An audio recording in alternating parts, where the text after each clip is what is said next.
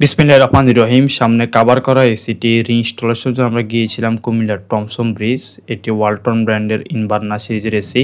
এটার star rating হচ্ছে 5.5 star. ভাইয়া দীর্ঘদিন ধরে আমাদের সাথে যোগাযোগ করেছিলেন যাতে আমরা এসিটি ইনস্টলেশন করে দেই। ফাইনালি আমরা আজকে গিয়েছিলাম এসিটি ইনস্টলেশনের জন্য। এসির ইনডোর ইউনিটের যে লুক দেখতে পাচ্ছেন, এটি একটনের এক্সট্রিম সেভার। ইনডোর আউটডোর স্ট্যান্ড এবং সার্ভিস যে পাইপ সেটি একসাথে রাখা আছে। সর্বপ্রথম হচ্ছে আমরা ইনডোর ইউনিটের বেস প্লেট যেটি সেটি লাগিয়ে নিব। এই রুমে হচ্ছে এসিটি ইনস্টল করব জানালার ঠিক মধ্যখানে। লাইটের একটি হোল্ডার রয়েছে, সেটা আমরা খুলে নিব। আর ভেন্টিলেটর যেটা সেটা বন্ধ করে দিব। সর্বপ্রথম ইনডোর ইউনিটের বেস প্লেটটি আমরা সেট করে নিব। বেস প্লেট সেট করার কাজ চলছে।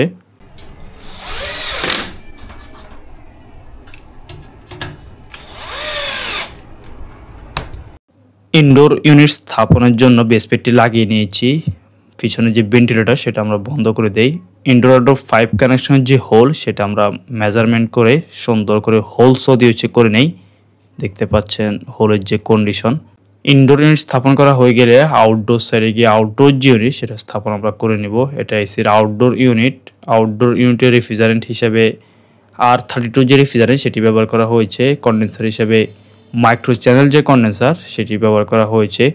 কন্ডেন্সারের উপর ব্ল্যাক কালার যে কোটিং সেটি দেওয়া রয়েছে।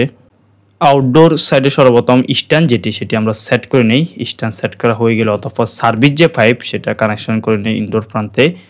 পুরো সার্ভিস পাইপের উপর সুন্দর করে র্যাফিং যে ট্যাপ সেটা লাগিয়ে নেই। ফাইনালি আউটডোর জিনিস সেটা আমরা সেট করে নেব। অতঃপর ইউনিটটাকে প্রেসার দিয়ে দেখবো জয়েন্টে কোনো লিক রয়েছে কিনা। ফাইনালি আউটডোর যে ইউনিট সেটা আমরা সেট করে নেই। আউটডোর ইউনিট সেট করা হয়ে গেলে অতঃপর মোস্ট ইম্পর্টেন্ট যে কাজ, ইউনিটকে ভ্যাকুয়াম করে নিচ্ছি। ভ্যাকুয়াম কাজ সমাপ্ত হয়ে গেলে সার্ভিস পাইপের মধ্যে রেফ্রিজারেন্টকে রিলিজ করে দিব।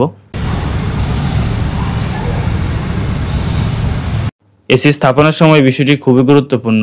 নতুন এসি স্থাপনের সময় অবশ্যই ইউনিটকে ভ্যাকুয়াম করতে হবে। পাশাপাশি পুরাতন এসি যখন রিইনস্টল করা হবে তখন অবশ্যই ইউনিটকে পারফেক্টলি ভ্যাকুয়াম করতে হবে।